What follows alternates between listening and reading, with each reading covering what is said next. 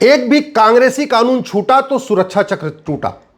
मैं ये इसलिए कह रहा हूं कि क्यों कांग्रेस ने 50 साल के शासन में एक भी कानून देश की एकता अखंडता मजबूत करने के लिए नहीं बनाया, लेकिन सैकड़ों कानून भारत को बर्बाद करने के लिए बनाए हैं। उसमें से एक कानून 2010 में बनाया था, इसका नाम है FCRA, foreign contribution regulation act. आपको दिख रहा होगा FCRA, ये देखिए।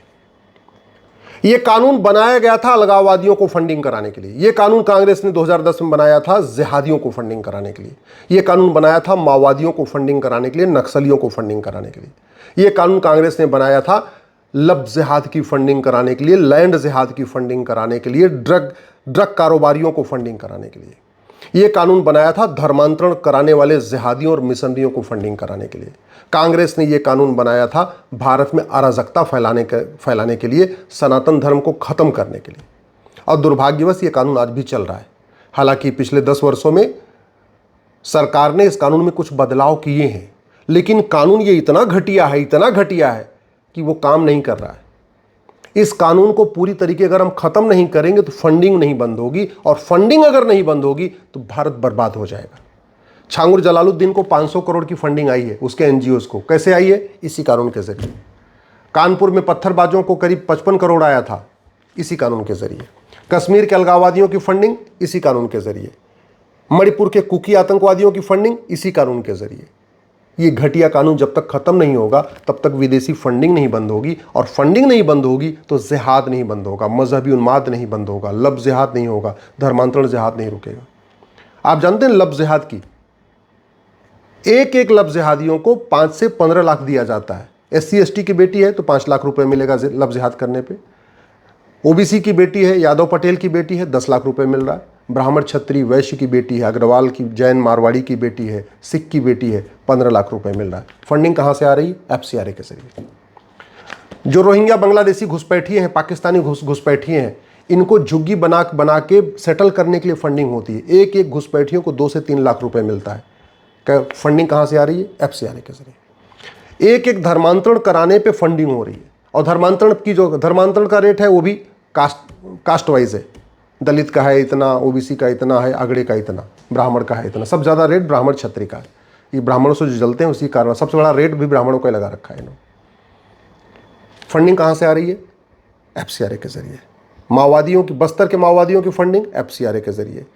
उड़ीसा के नक्सलियों की फंडिंग FCRA के जरिए। देश विरोधी यूट्यूबरों के NGO बने हुए हैं। आप बहुत सारे यूट्यूबर देखते रहते होंगे ना, जो भारत के खिलाफ जहर उगलते रहते हैं, राष्ट्रवादियों के खिलाफ जहर उगलते रहते हैं। सबके अपने NGOs हैं, और उन NGOs की फंडिंग कहां से आ रही है? FCRA के जरिए। भारत में बहुत सारे वकील हैं जो जिहादियों का केस लेते रहते हैं, अलगाववादियों का केस ले रहते हैं, माओवादियों का केस लेते रहते हैं। उनकी वकील की फीस कहां से आती है? विदेशी फंडिंग होती है, FCRA। और ये कानून किसने बनाया था? 2010 में कांग्रेस ने। दुर्भाग्यवश इस कानून पे संसद में चर्चा ही नहीं हुई। किसी ने 0 आवर में भी नहीं कहा इस कानून को खत्म करो, किसी ने क्वेश्चन आवर में भी नहीं कहा इस कानून को खत्म करो, किसी ने प्राइवेट मेंबर बिल भी नहीं पेश किया। मैं कितनी बार कह चुका हूं ये कानून घटिया है, इस कानून को खत्म करने के लिए किसी को प्राइवेट मेंबर बिल है, बिल बना के मैं दूंगा, खत्म करिए इस कानून को। लेकिन नहीं, थोड़ी बहुत जूठन इधर भी मिल रही है, उस जूठन के चक्कर में पूरी थाली उधर जा रही है, थोड़ी बहुत इधर भी आ रही है, लेकिन वही कहते नहीं, 2 रोटी इधर मिल रही है और पूरी थाली उधर जा रही है। बढ़िया, 2 रोटी के चक्कर में ठीक है, थाली उधर मिलती रहे, रोटी इधर मिलती रहे, ये चल रहा है, जूठन इधर भी मिलती रहे। देश विरोधी जितने भी लेख लिखे जाते हैं उनकी फंडिंग होती है, आर्टिकल जो लिखे जाते हैं उनकी भी फंडिंग होती है। भारत में ये जो सड़क किनारे अवैध निर्माण होते हैं, हाईवे किनारे अवैध निर्माण होते हैं, नदियों किनारे अवैध निर्माण होते हैं, इनकी फंडिंग होती है। ये घुसपैठियों को बसाया जो जाता है ना, उसके लिए जो घूस देना पड़ता है अधिकारियों को, कर्मचारियों को, फर्जी डॉक्यूमेंट बनवाने के लिए, उसकी फंडिंग होती है। ऐसा कौन सा काम है भारत विरोधी, उसकी फंडिंग नहीं हो रही है। इस घटिया कानून के लिए जो देश विरोधी नेता हैं उनके परिवार के NGOs को फंडिंग हो रही है। मैं कई सारे ऐसे नेताओं को जानता हूं, किसी के बाप के नाम पे NGO है, किसी की बीबी के नाम पे NGO है, किसी के साले के नाम पे NGO है, किसी के भाई के नाम पे NGO है, किसी के साढ़ू के नाम पे NGO है। उन सारे NGOs को फंडिंग हो रही है इसी FCRA के जरिए। मैं कुछ ऐसे अभिनेताओं को जानता हूं जिनके NGOs में विदेशी फंडिंग आ रही है। कहां से, किस कानून के जरिए? FCRA के जरिए। कांग्रेस ने 2010 में बनाया था। बहुत सारे लेखकों को, गद्दारों को देश विरोधी लेख लिखने के लिए फंडिंग हो रही है FCRA के जरिए। बहुत सारे कवियों को फंडिंग हो रही है देश विरोधी चुटकुला सुनाने के लिए, देश विरोधी कॉमेडी करने के लिए। कहाँ से आ रही फंडिंग? एफसीआरए के जरिए। चाहे वो नेता हो, चाहे अभिनेता हो, चाहे वो लेखक हो, चाहे बुद्धिजीवी हो, चाहे वो पत्रकार हो, तथाकथित पत्रकार हो, चाहे कलमकार हो, चाहे यूट्यूबर हो, जो भी देश के खिलाफ लिखेंगे उनके एनजीओज को फंडिंग आती रहेगी। और आप देख लीजिए, जो लोग देश के खिलाफ बोलते हैं, आप पता कर लीजिए उनके घर में आस पड़ोस पास में किसी न किसी के नाम पे एनजीओ है और उसको एफसीआरए का लाइसेंस मिला हुआ है। विदेशी फंडिंग के लिए एफसीआरए का लाइसेंस लेना पड़ता है। इसलिए मैं माननीय प्रधानमंत्री से कह रहा हूँ, ये जो छांगुर बाबा है इसकी सारी फंडिंग, इसके पहले हरियाणा में नूह मेवात में एफसीआरए की फंडिंग, आपके राजस्थान में जो घटनाएं हुई थी एफसीआरए की फंडिंग। तो चाहे लफ्ज़ जिहाद हो, चाहे लैंड जिहाद हो, चाहे धर्मांतरण हो, चाहे घुसपैठ हो, इवन जनसंख्या बच्चा पैदा करने की फंडिंग हो रही है। बच्चा पैदा करने की 5 से ज़्यादा बच्चे पैदा करो, हर बच्चे पे 2 से 3 लाख रुपए मिल रहा है। और लोग पैदा कर रहे हैं 12 बच्चे, 13 बच्चे, 14 बच्चे, 15 बच्चे। उनके लिए बच्चा पैदा करना अपने आप में एक धंधा करना जैसा हो गया। भाई 15 बच्चे पैदा कर लिए, 30-40 लाख रुपए हो गए, क्योंकि एक एक बच्चे पे 2-2, 3-3 लाख रुपए मिल रहा है। किसी को 2 लाख मिल रहा है, किसी को 3 लाख मिल रहा है। तो ये जो फंडिंग नहीं अगर रुकेगी तो भारत बर्बाद हो जाएगा।